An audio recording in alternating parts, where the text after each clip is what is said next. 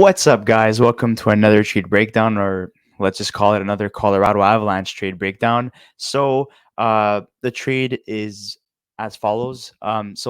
Flyers get a conditional 2025 first round pick with Ryan Johansen, and the Colorado Avalanche receive Sean Walker and a 2026 fifth round pick. The condition on the 2025 first is top 10 protected, in which it would slide to 2026. So obviously, the price was very high for guys like Nick Seeler, Sean Walker, Chris Tanev. A lot of these teams were asking first round picks for their defensemen.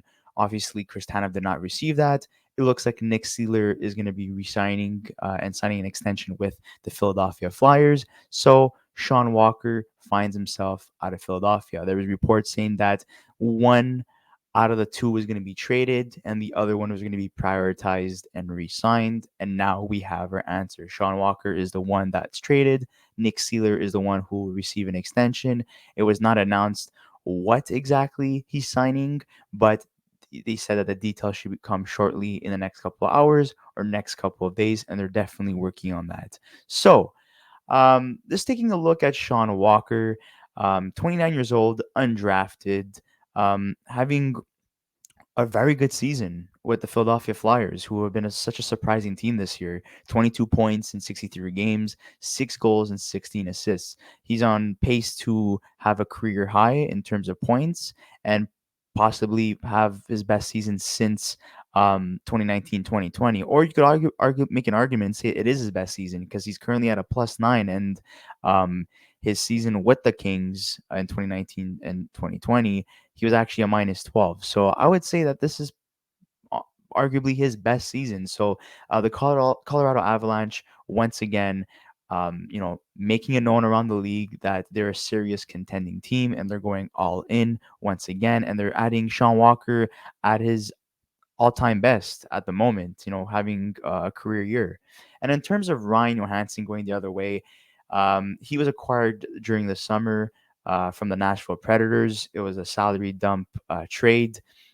They were hoping for him to be, Evan Rodriguez slash Nazem Kadri replacement. Didn't work out, which is why he was shipped in this deal. He has 23 points in 63 games, 13 goals, and 10 assists. We all thought, after bouncing back with the Predators 2 seasons ago and having 63 points in 79 games, that he finally found his form again. But that was not the case. He went back to, low production.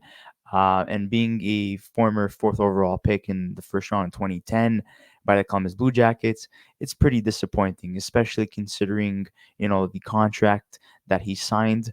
And it just hasn't worked out, unfortunately. And, that is what led the Colorado Avalanche to trade for Casey Middlestat, which we spoke about in our other video, who will be replacing Johansson, and honestly is a massive upgrade. Who will be playing on the second line? Ross Carlton would move to the third line, replacing Ryan Johansen.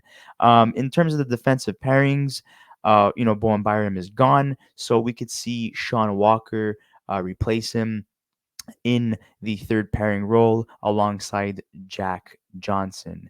And then in terms of salary, we have right here, Sean Walker is a UFA at the end of this year. He's being paid $2.65 million for the rest of the year. Plays left hand and the right side of defense, and also for the Philadelphia Flyers, they have Ryan Johansen on their line in their roster, being paid $4 million for the remaining of this season and next season. So he'll be a UFA in 2025, 2026. Plays center and a right wing, but we should add that he was placed on waivers, which I highly doubt he gets claimed, but they have the intention of sending him down to the Valley. So, what are your thoughts essentially in terms of this deal? I see. I could deduct that Philly weren't gonna re-sign Sean Walker. They've been in contract negotiations with him, and despite the fact that they're still in the running for a playoff position, they realize that they don't want to walk away from this situation not getting anything for Sean Walker. So they trade Sean Walker in a 5th round pick and acquire a conditional 1st round pick, which is the condition is that it's top 10 protected next season. So it's a 2025 1st round pick from Colorado, and they do great business here because they're getting a high draft pick. Um, yes, the Ryan Johansen was part of the move. He is essentially what we call a cap dump because the player, he was once a very coveted player from his time in Columbus, had very good seasons in Nashville, helped that project a lot, but there's been a gradual decline in his game, as we see it from J Fresh's scorecard over here. It's he's been on a downward projection for the last couple of years of his career here.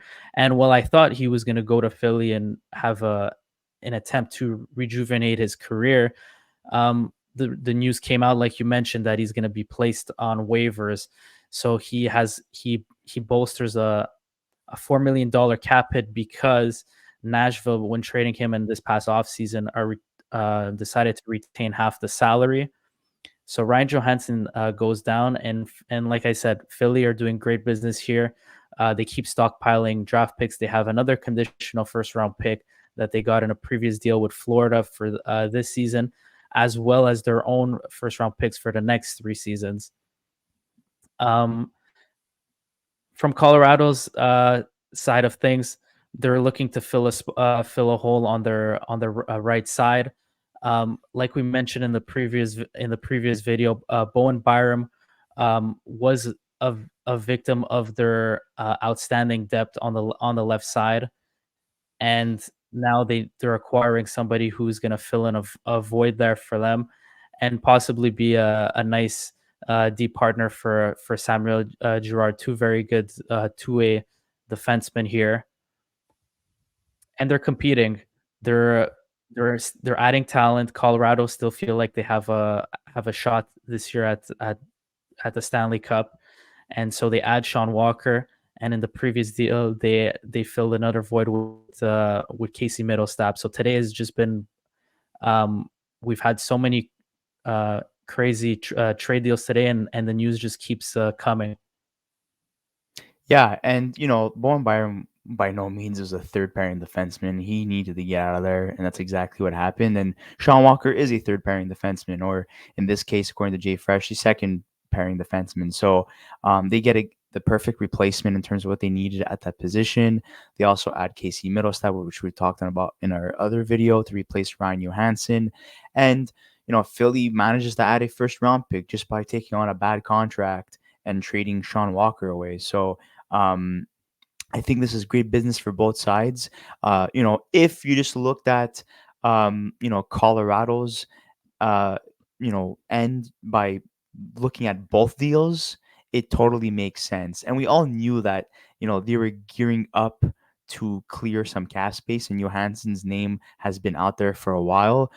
They weren't shy in terms of Tatar's situation. They signed him as a UFA, didn't work out. They traded him in like what, a couple weeks after the season started, to Seattle Kraken. So like, Colorado doesn't waste any time. They have a winning mentality. If they know they can improve and to get better, that's exactly what they will do. And they've proven it not only this season, but they've proven it every other season. And they've been heavy hitters when it comes to the trade deadline.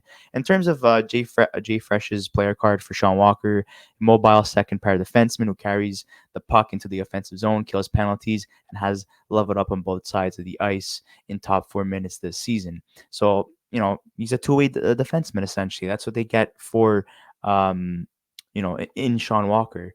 In terms of Ryan Johansen, typical playmaker, but couldn't generate any offense at all in Colorado, which sucks because they're such an offensive team. So, you would expect him to potentially bounce back, which is not the case at all. Um, uh, what else did he say? he ends up being more of a defensive depth player. Low key plays a bit physical, but takes a lot of penalties as a result. So He's changing his role. He's not what he used to be, clearly, and um, what basically he's saying here is that he could still fill in a nice role in the top six. He's still NHL capable. He's not entirely washed, but it's going to take some time for him to rejuvenate his career now, despite being well, considering the fact that he's been sent down now. yeah, and honestly, I think this is a win-win for both teams. Philadelphia, despite being in a playoff spot, Daniel Briere has not lost focus of his initial plan. He still wants to build a successful team for the future, and by adding a 2025 first round pick, that's exactly what he does. And yeah, at the price of taking on Ryan Johansen, but you know.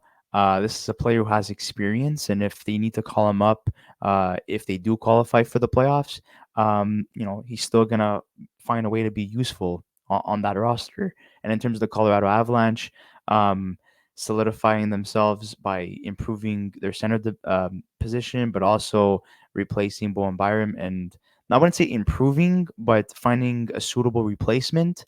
They did their job, and honestly, if Colorado calls it quits in terms of the deadline and they close the books and they close their phones and they're like, you know what, we're done. We're happy with our two moves. I think as of right now, they're the biggest winners in the 2024 trade deadline. Yeah, they've made their moves. Look, they fill in the two spots in their lineup where they felt they could have improved.